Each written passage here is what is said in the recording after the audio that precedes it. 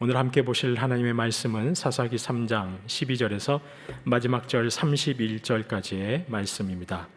사사기 3장 12절에서 마지막 절 31절까지의 말씀을 한 절 한 절 저와 여러분이 교독하도록 하겠습니다. 제가 먼저 12절을 보겠습니다. 이스라엘 자손이 또 여호와의 목전에 악을 행하니라. 이스라엘 자손이 여호와의 목전에 악을 행함으로 여호와께서 모압 왕 에글론을 강성하게 하사 그들을 대적하게 하시매 에글론이 암몬과 아말렉 자손들을 모아 가지고 와서 이스라엘을 쳐서 종려나무 성읍을 점령한지라. 이에 이스라엘 자손이 모압 왕 에글론을 18해 동안 섬기니라. 이스라엘 자손이 여호와께 부르짖음에 여호와께서 그들을 위하여 한 구원자를 세우셨으니 그는 곧 베냐민 사람 게라의 아들 왼손잡이 에웃이라.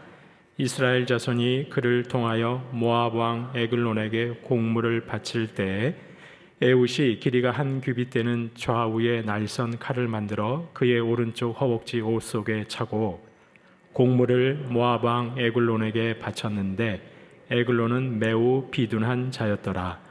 에웃이 공물 바치기를 마친 후에 공물을 메고 온 자들을 보내고 자기는 길갈 근처 돌 뜨는 곳에서부터 돌아와서 이르되 왕이여 내가 은밀한 일을 왕에게 아뢰려 하나이다 하니 왕이 명령하여 조용히 하라 하매 모셔 선 자들이 다 물러간지라. 에웃이 그에게로 들어가니 왕은 서늘한 다락방에 홀로 앉아 있는 중이라. 에웃이 이르되 내가 하나님의 명령을 받들어 왕에게 아뢰 일이 있나이다 하매 왕이 그의 좌석에서 일어나니 에웃이 왼손을 뻗쳐 그의 오른쪽 허벅지 위에서 칼을 빼어 왕의 몸을 찌르매 칼자루도 나를 따라 들어가서 그 끝이 등 뒤까지 나갔고 그가 칼을 그의 몸에서 빼내지 아니하였으므로 기름이 칼날에 엉겼더라. 에웃이 현관에 나와서 다락문들을 뒤에서 닫아 잠그니라.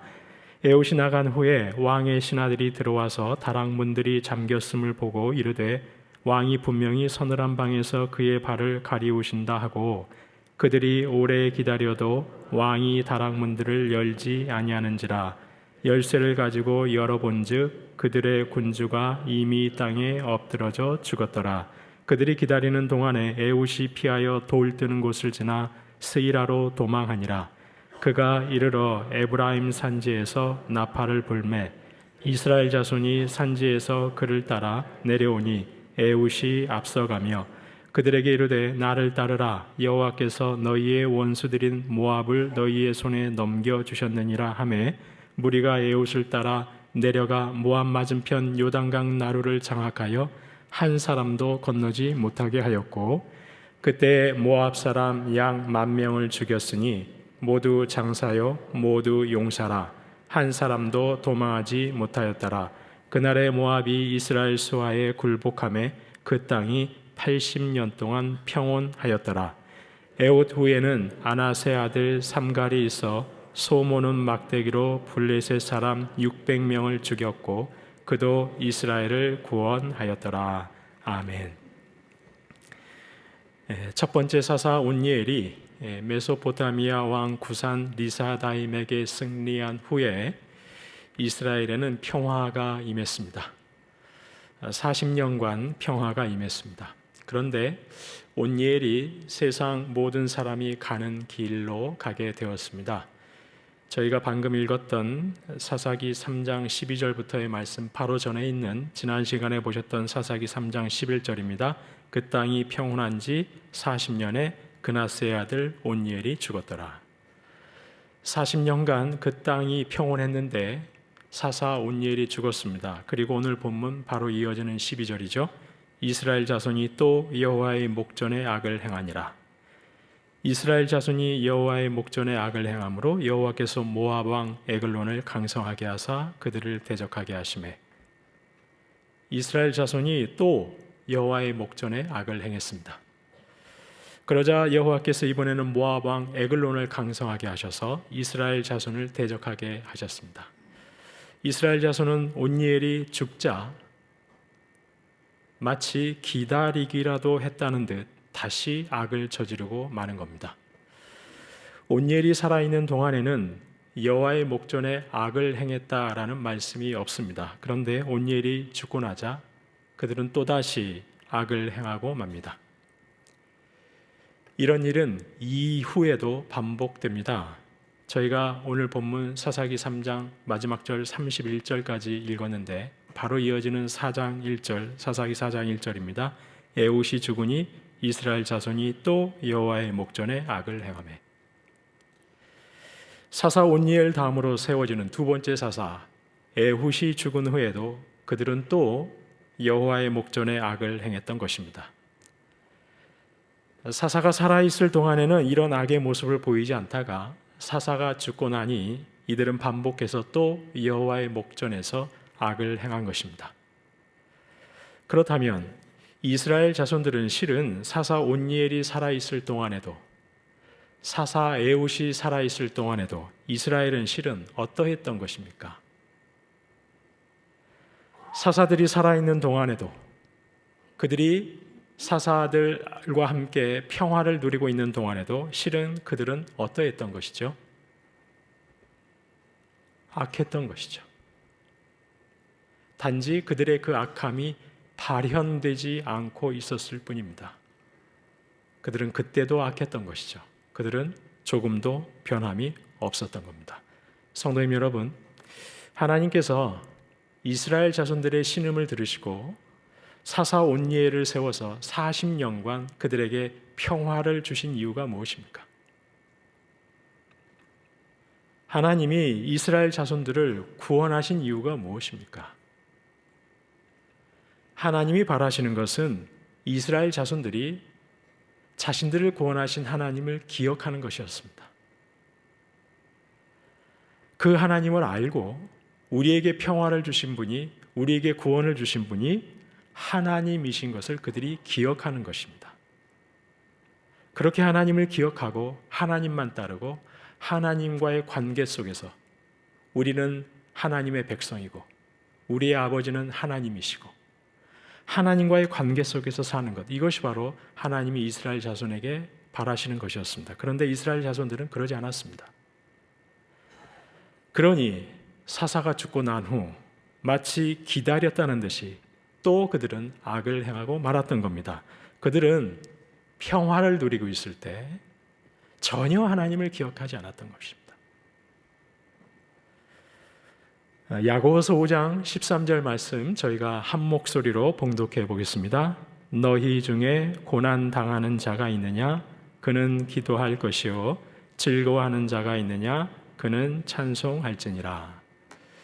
야고보서 5장 13절 말씀은 성도의 신앙에 대한 권면의 말씀을 주시는데 이렇게 말씀합니다. 고난 겪는 자가 있느냐? 기도하라. 즐거움이 있느냐? 찬송하라.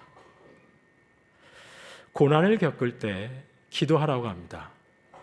성도님 여러분, 사실 기도하면 할수록 저희는 하나님과 깊은 친밀한 관계 속으로 들어갈 수가 있습니다. 기도는 하나님과의 만남입니다. 기도는 하나님과의 대화입니다. 따라서 고난 중에 기도한다는 것은 하나님과 만나고 하나님과의 깊은 관계 속에 들어가서 이 고난에 담겨 있는 하나님의 섭리가 무엇인지 저희는 기도하면 기도할수록 조금씩 깨달아 알 수가 있는 것이죠. 하나님의 눈으로 이 고난을 해석해 가기 시작할 수 있는 겁니다. 기도하면 기도할수록. 이 고난 속에 담긴 하나님의 뜻은 무엇이고, 이 고난이 결코 나를 완전한 실패와 좌절과 죽음으로 이끌어가는 것이 아니로구나 하는 하나님의 뜻을 깨달으면서 위로를 받을 수가 있는 겁니다. 그래서 성경은 고난을 겪을 때 기도하라고 말씀하시는 것이죠. 만약 이스라엘 자손들이 그들의 대적들의 손에서 고통당하고 있을 때 정말 하나님 앞에 나아가서 기도했다면, 하나님과의 만남 속에서 이 고난 속에 담긴 하나님의 섭리가 무엇인지 조금이라도 깨닫기 시작했다면 그는 진정으로 회개했을 것입니다. 근데 그들은 그렇게 하지 않았던 것이죠. 또한 즐거워하는 자가 있느냐? 찬송하라 하십니다. 저와 여러분이 살다 보면 즐거워할 일이 있습니다. 사사시대 이스라엘 자손들이 평화를 누릴 때가 있었던 것처럼 저희가 평화를 누릴 때가 있는 것이죠. 그런데 그때 성경은 뭐라고 말씀합니까? 찬송하라고 합니다. 즐겁고 평화로운 시대에 그것이 마치 나로부터 시작된 것이라고 착각하지 말고, 이 평화가 다른 누구로부터라고 생각하지 말고, 이 모든 평화가 다 하나님으로부터임을 잊지 말라는 겁니다. 그리고 하나님을 찬양하라는 것이죠. 그 하나님을 기억하라는 겁니다. 하나님께 감사라는 것이죠. 결국 고난을 겪거든 기도하고 즐거운 일이 있거든 찬송하라는 말씀은 고난을 겪든 살면서 즐거운 일이 있든 하나님을 잊지 말라는 것이죠. 하나님을 기억하라는 겁니다. 하나님께 기도하고 하나님을 찬송하라는 겁니다. 하나님께서 이스라엘 자손에게 바라시는 것이 바로 이것이죠. 하나님을 기억하라는 겁니다. 너희의 부르짖음을 듣고 너희에게 사사를 세워서 너희에게 이런 평화를 주신 분이 누구신지 기억하라는 것이죠. 그런데 이스라엘은 하나님을 기억하지 않았습니다. 하나님과 아무런 관계 속으로 들어가지도 않았습니다. 그러니 온니엘이 죽자 마치 기다리기라도 했다는 듯이 그들은 또다시 하나님 앞에서 악을 행하고 말았던 겁니다. 성도님 여러분, 지금 혹시 저와 여러분 평화하십니까? 무탈하십니까? 실은 저희는 평화의 시대를 살고 있습니다. 누가 주일 아침에 교회 간다고 총구를 겨누면서 저희를 압박하고 겁박하는 자들이 있습니까? 저희는 평화의 시대를 살고 있습니다. 그렇다면 저희는 이 평화와 무탈을 반드시 하나님과의 관계 속에서 해석할 수가 있어야 하는 것이죠. 나로부터의 평화가 아닌 것이죠.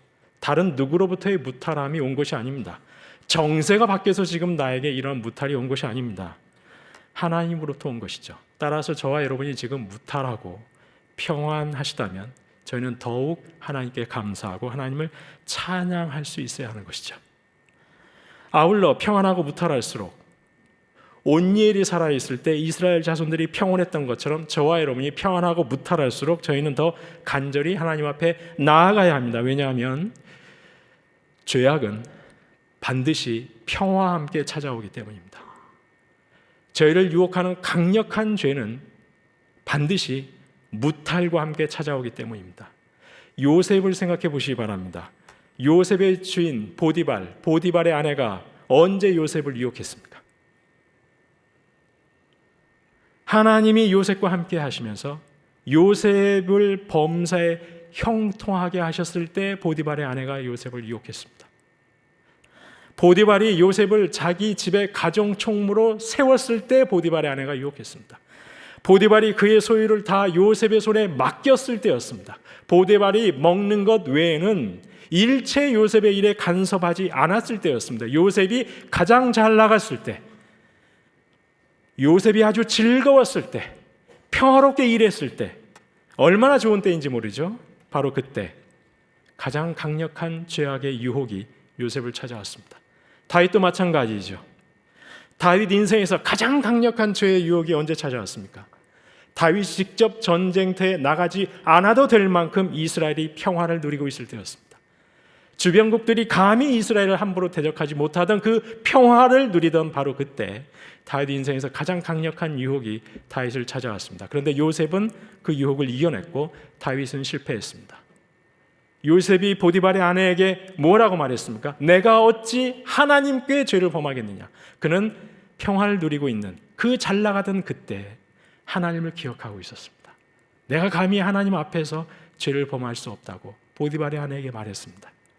그는 그 평화를 누리던 그때 이 평화가 누구로부터 온 것인지 정확하게 알고 있었고 하나님과의 깊은 관계 속에 들어가 있던 사람입니다. 그래서 이겨낼 수 있었습니다. 반면 다윗은 분명히 그렇지 못했을 것입니다. 그래서 그는 죄의 나락으로 추락하고 말았던 것이죠. 성도님 여러분, 고난을 겪고 계신다면 기도하실 수 있기를 소망합니다. 무탈하고 즐겁고 평화 중에 계십니까? 그렇다면 찬송하실 수 있기를 소망합니다. 고난 중이든 즐거움 중이든 늘 하나님 기억하시고 하나님과의 깊은 관계 속에 거하실 수 있기를 소망합니다. 그래야만 죄악의 길로 떨어지지 않을 수 있는 겁니다. 하나님이 이스라엘에게 바라신 것, 저와 여러분에게 바라시는 것 바로 이것이죠. 이렇게 야고보서 말씀은 고난을 겪을 때 기도하고 즐거운 일이 있을 때 찬송하라고 말씀합니다. 그런데 여기서 저희가 한 걸음만 더 들어가 보겠습니다. 이 야고보서 5장 13절 말씀을 가지고 한 걸음만 더 들어가 보겠습니다. 고난을 겪을 때 기도하고 즐거운 일이 있을 때 찬송하라고 했는데, 이 찬송하다라는 헬라어 단어가 푸살로라는 단어인데, 이 단어는 실은 기도라는 것이죠. 기도를 말한다는 겁니다. 결국 야고보서는 말씀하는 거죠. 고난이 있든 즐거운 일이 있든 뭐 하라는 것이죠? 기도하라는 겁니다. 하나님 앞에 나아가라는 겁니다. 하나님과 기도하며 깊은 하나님과의 친밀한 교제 속으로 들어가라는 것이죠. 장신대에서 조직신학을 가르치고 계시는 송영원 목사님이라고 계십니다. 이분이 그분의 책 신앙의 자리에 보면, 이분이 전도사 시절에 고 하용조 목사님에게서 들은 이야기를 기록해 놓았습니다. 이 하용조 목사님이 영국에 가셨을 때 그분이 아마 직접 들으셨든지 아니면 경험하셨든지 어쨌든 그 하용조 목사님에게서 들은 이야기를 이 송영원 목사님이 그의 책에 기록해 놓았는데, 옥스퍼드 대학에 한 여학생이 있었습니다. 근데 그 여학생만 보면 학교 내에 교수가 됐든 학생들이 되었든 그 여학생을 마치 천사의 얼굴을 보는 것 같았다는 것이죠. 그 여학생이 얼마나 아름다운지, 얼마나 고귀한지, 얼마나 신비롭기까지 한지, 마치 그 여학생을 보면 천사의 얼굴을 보는 것 같았다는 겁니다. 그런데 그 여학생이 안타깝게도 몇 년 후에 병으로 세상을 떠나고 말았습니다. 그래서 학교 교직원이 기숙사 방에 있는 그 여학생의 유품을 정리하기 위해서 그 여학생의 방에 들어갔습니다. 유품을 정리하다가 깜짝 놀랐습니다. 그 여학생의 책상 서랍을 열어보았는데 그 서랍 안에 자그마한 기도 수첩이 있었다는 것이죠. 지금이야 저희가 이메일로 SNS로 기도 제목을 주고받겠지만, 그 여학생의 그 낡은 수첩 안에 300명이 넘는 선교사님들의 이름과 300명이 넘는 선교사님들의 기도 제목이 빼곡히 기록되어 있었더라는 겁니다. 얼마나 그 기도 수첩을 보면서 기도했는지, 아주 낡아질 대로 낡아진 그 기도 수첩, 그것을 보면서 사람들은 그제서야 알게 되었다는 것이죠. 우리가 왜 이 자매를 보면 늘 천사와 같이 보였는지, 왜 그렇게 아름답게 보이고 고귀해 보이고 신비롭기까지 했는지, 그가 바로 기도의 사람이었기 때문이라는 것이죠. 기도가 일상이었다는 겁니다. 삶이 곧 기도였다는 것이죠. 기도 가운데 하나님과 친밀한 깊은 관계 속에 들어갔을 때 그 여학생은 바로 하나님의 영광의 그 빛을 그녀의 얼굴을 통해 반사하고 있었던 겁니다. 누구나 그 여학생을 볼 때 마치 천사를 보는 것 같이 빛나고 아름답고 고귀하고 신비로운 모습을 볼 수밖에 없었다는 것입니다. 성도님 여러분, 저와 여러분이 고난을 겪을 때 하나님께 기도하고 즐겁고 평화를 누릴 때에도 하나님을 기억하며 하나님께 기도하며 나아간다면, 저와 여러분 역시 요셉처럼 그 어떤 강력한 유혹 앞에서도 승리할 수 있을 것입니다. 아울러 이 옥스포드의 그 여학생처럼 저와 여러분의 얼굴을 통해 천사와 같은 하나님의 영광의 빛이 발할 수 있을 것입니다. 저와 여러분이 바로 그런 하나님의 백성 될 수 있기를 간절히 소망합니다. 이스라엘은 그러지 못했습니다. 이스라엘 자손들은 평화의 시대에 하나님과의 관계 속에 머물지 못했습니다. 결국 눈에 보이는 사사가 눈앞에서 사라지자 마치 기다리기라도 했다는 듯이 여호와의 목전에서 또다시 죄로 달려가고 말았습니다. 하나님은 그런 이스라엘을 모압 왕 에글론의 손에 넘기셨습니다. 에글론의 통치하에서 그들은 18해 동안 고통스러워했습니다. 그들은 또다시 하나님께 부르짖었습니다. 그러자 이번에 하나님께서 한 구원자를 세워주셨습니다. 오늘 본문 15절에서 보시는 것처럼 왼손잡이 에훗입니다. 하나님께서는 사사를 세워주셨는데 왼손잡이 에훗입니다. 여기서 왼손잡이로 번역된 히브리 문구가 있습니다.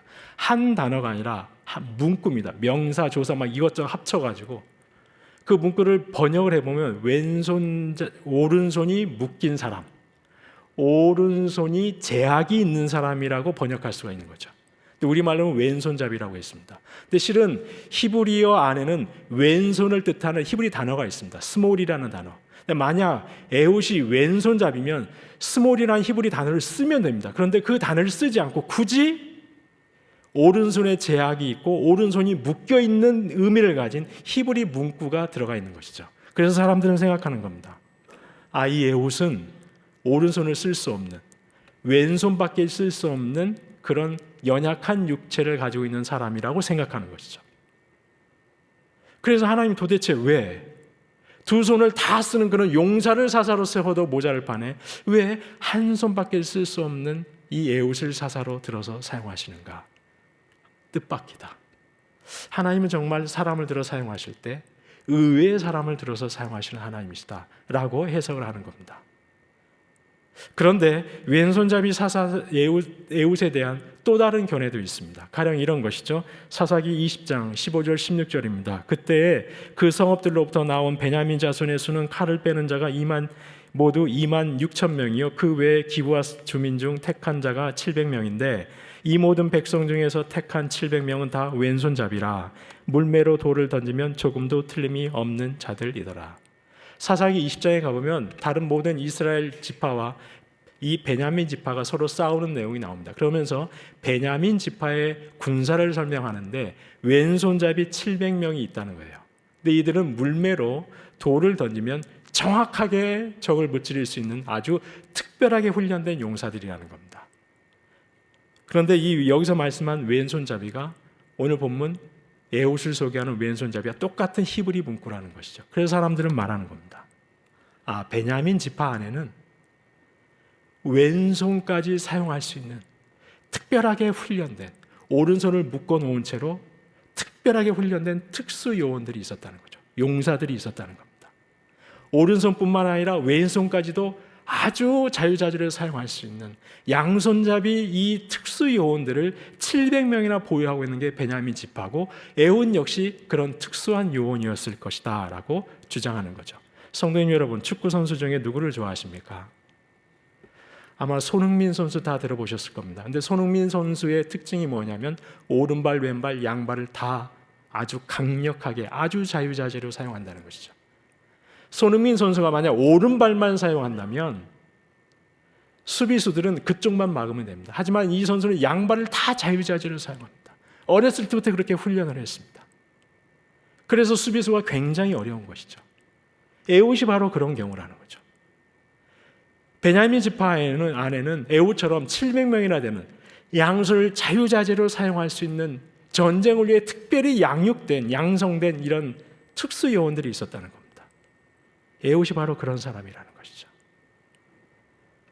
그런데 중요한 것은 그렇게 특수 요원으로 양성된 에훗이 지금 무엇을 하고 있는 것이죠? 오늘 보면 15절 말씀 다시 보시겠습니다. 이스라엘 자손이 여호와께 부르짖음에 여호와께서 그들을 위하여 한 구원자를 세우셨으니 그는 곧 베냐민 사람 게라의 아들 왼손잡이 에훗이라. 이스라엘 자손이 그를 통하여 모압 왕 에글론에게 곡물을 바칠 때. 지금 에훗이 뭘 하고 있는 것이죠? 이스라엘 자손들이 에훗에게 뭘 시켰습니까? 자기들이 모아온 곡물을 에글론에게 바치는 일을 시켰습니다. 그를 통하여 정확한 번역은 그의 손으로. 에훗의 손이 무엇이라고요?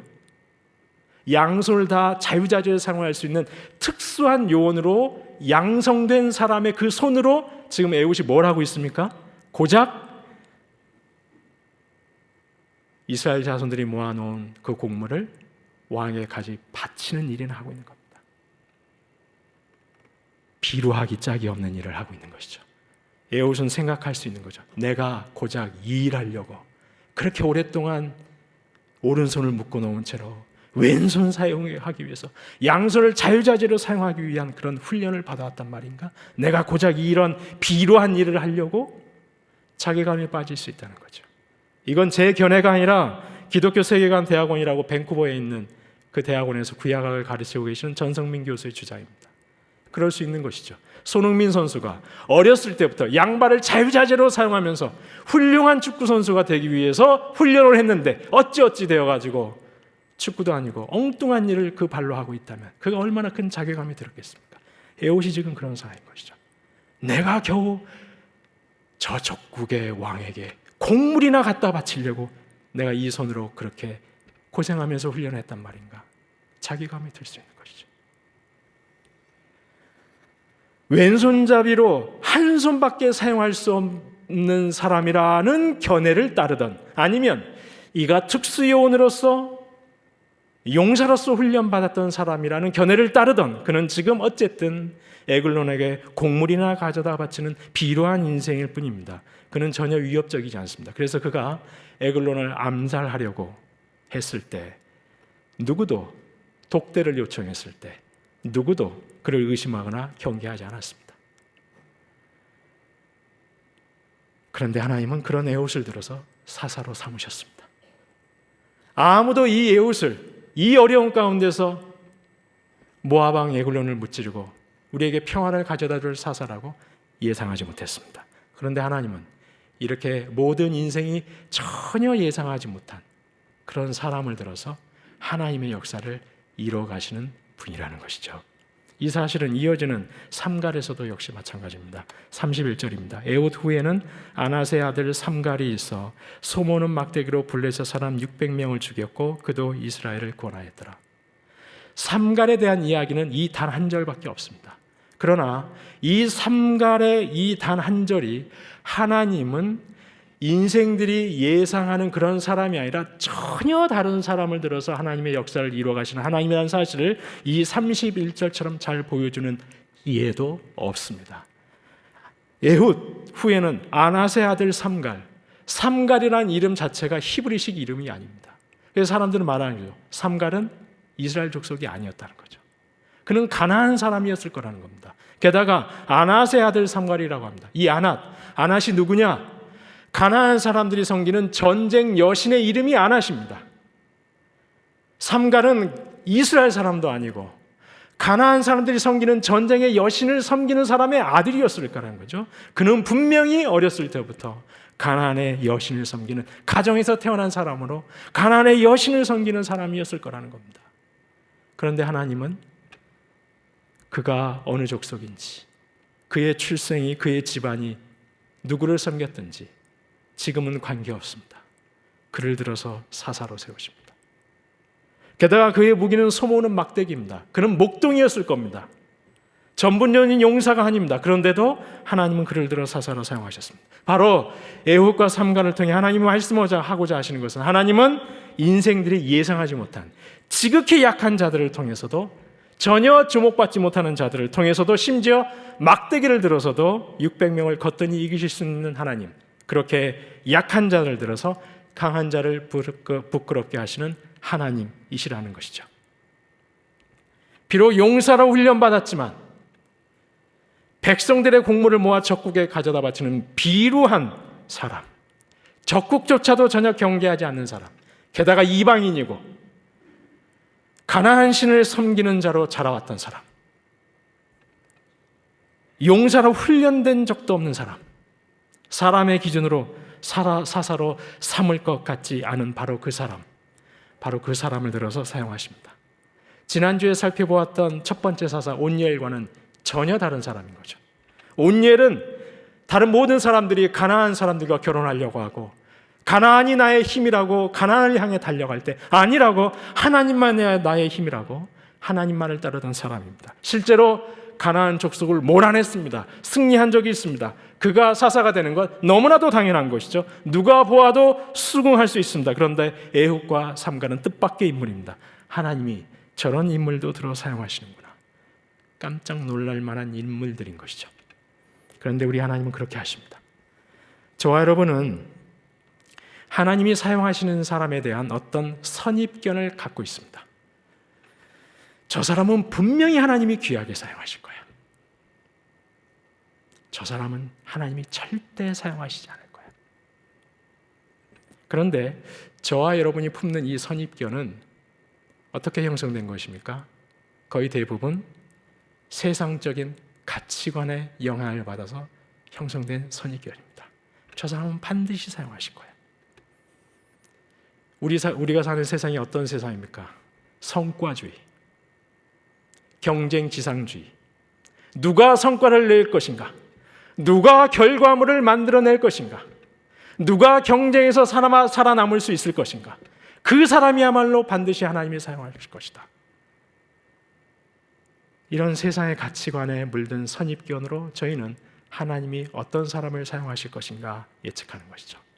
이런 세상의 기준으로 볼 때 온니엘은 너무나도 당연합니다.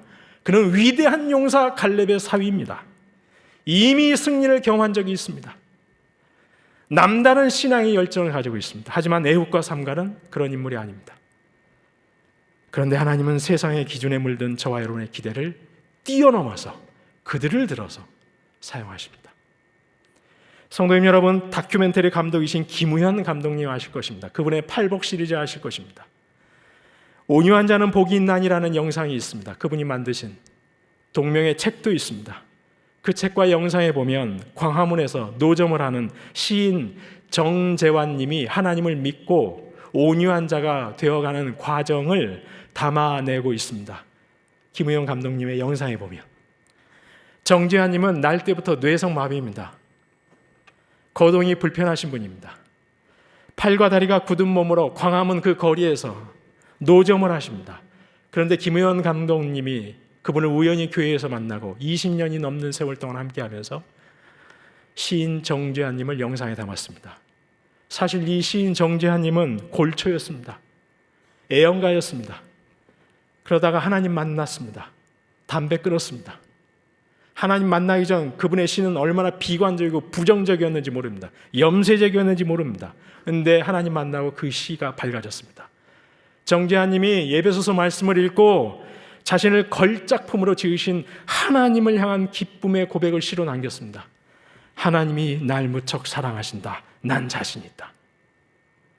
세상으로부터 버림받은 것 같은 육신을 가지고 있습니다. 하나님으로부터도 버림받은 것 같습니다. 그런데 하나님을 만나고 정재환님은 전혀 다른 사람이 되었습니다. 하나님이 날 무척 사랑하신다. 난 자신 있다. 사람의 기준으로 보면 뭐가 자신이 있는지 모르겠습니다. 근데 그분은 그렇게 고백하십니다. 저와 여러분은 그분을 보면서 생각하는 겁니다. 하나님이 과연 저분을 사용하실까? 겨우 광화문 노상에서 고무장갑이나 팔고 있는 저분을, 심각한 육체적 연약함을 가지고 있는 저분을 하나님이 과연 들어서 사용하실까? 그런데 하나님 정재환님을 어떻게 사용하십니까? 정재환님이 하나님을 만나고 난 이후에 자신이 그 광화문 거리에 아주 작은 그 노점 자리를 선포합니다. 이곳은 바로 글로리존이다. 영광의 자리라고 선포합니다. 하나님이 임재하시는 영광의 자리라고 선포합니다. 그리고 그 자리에서 기도하기 시작합니다. 하나님, 이 자리가 바로 야곱의 사닥다리가 되게 하옵소서. 이 앞을 지나가는 자들이 하나님의 영광을 보게 하옵소서. 하나님, 저들이 하나님을 만나게 해주세요. 정처 없이 그렇게 분주하게 광화문 내거리를 지나가는 사람들 향해서 정재환님이 그 자리에 앉아서 기도하기 시작합니다. 특별히 유대인들을 위해서 기도합니다. 하나님, 유대인들이 예수를 메시아로 받아들이게 하옵소서. 그들의 눈에서 수건을 벗겨주옵소서. 시온의 회복을 위해서 기도합니다. 과연 그 누가 광화문 거리 노점에 앉아있는 한없는 육체의 연약함을 안고 있는 자를 주목이나 하겠습니까? 세상은, 아니 저와 여러분조차도 어찌 나사렛에서 선한 것이 날 수 있을까? 전혀 기대하지 않는 거죠. 단정하고 마는 겁니다. 하나님은 사용하시지 않을 거예요. 그러나 우리 하나님은 그 보잘것없는 자리이지만 그 자리가 영광의 자리라고 선포하면서 하나님의 임재를 갈망하면서 기도하는 그 기도를 들으시고 일하시는 하나님이신 것이죠. 시인 정재환님을 통해서 온유한 예수 그리스도를 드러내신 것이죠. 그가 기도하고 기도하면서 더 깊은 기도의 자리에 들어갔을 때 그의 얼굴빛을 통해서 예수 그리스도의 영광의 빛이 드러나게 하신 것이죠. 그래서 김우현 감독님이 온유한 자는 복이 있다는 그 인물로 괜히 이 시인 정재환님을 영상에 담아낸 것이 아니라는 것이죠. 하나님은 그분이 그 깊은 기도 속에 들어가서 그리스도의 영광된 빛을 그 얼굴 속에 나타내는 하나님 나라의 놀라운 역사 가운데 사용하신 겁니다. 실제로 유대인들을 위해서 기도했을 때 유대인 목사가 찾아왔지 않습니까? 그래서 정재환님이 고백했습니다.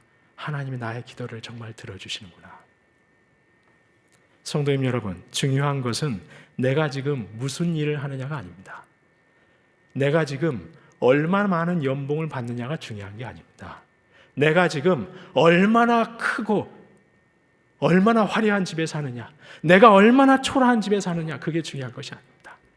내가 성과주의와 경쟁주의에 찌들어버리는 사람들에게서 얼마나 인정받는 일을 하고 있느냐, 그것이 중요한 것이 아니라는 거죠. 하나님 앞에서는 내가 교회 안에서 무슨 직분을 받았느냐가 절대로 중요한 것이 아니라는 겁니다.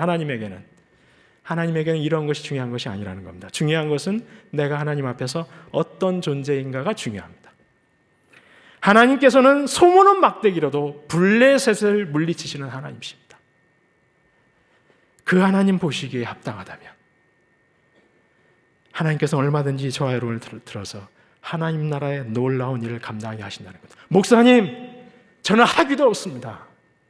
저는 다른 사람처럼 건강도 좋지 않습니다.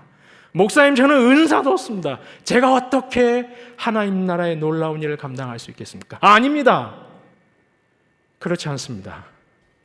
저와 여러분이 무슨 일을 하든 어떤 인사가 있든 없든 저와 여러분 모두는 다 기도할 수는 있습니다. 시인 정재환님처럼 기도할 수 있습니다. 옥스포드의 그 여학생처럼 저와 여러분은 기도할 수는 있습니다. 저와 여러분이 고난을 겪을 때 기도하고 즐거운 일이 있을 때도 기도하고 매사에 범사에 항상 쉬지 않고 기도한다면, 그래서 하나님과의 친밀한 관계 속에 들어간다면 저와 여러분은 그리스도의 그 영광된 빛을 저희 얼굴 가운데서 드러내 보일 수 있는 겁니다. 그래서 모든 사람이 저와 여러분을 보고 천사를 보는 것 같은 겁니다. 아름다운 겁니다. 고귀해 보이는 겁니다. 신비롭기까지 한 겁니다. 건강해서가 아니라고, 관리를 해서가 아니고, 명품을 둘러서가 아니고, 기도해서 그리스도의 영광된 빛을 보여줄 수 있는 겁니다. 이보다 더 하나님이 높이 들어서 사용하시는 사람이 어디 있겠습니까? 저와 여러분이 무슨 일을 하시든 내 삶의 자리가 하나님 임재하시는 영광의 자리라 선포하시고, 즐거움이 있으시거든 기도하시고, 고난을 겪으실 때도 기도하셔서 그리스도의 영광된 빛을 나타내 보이실 수 있는 저와 여러분 되시기를 주님의 이름으로 축원합니다.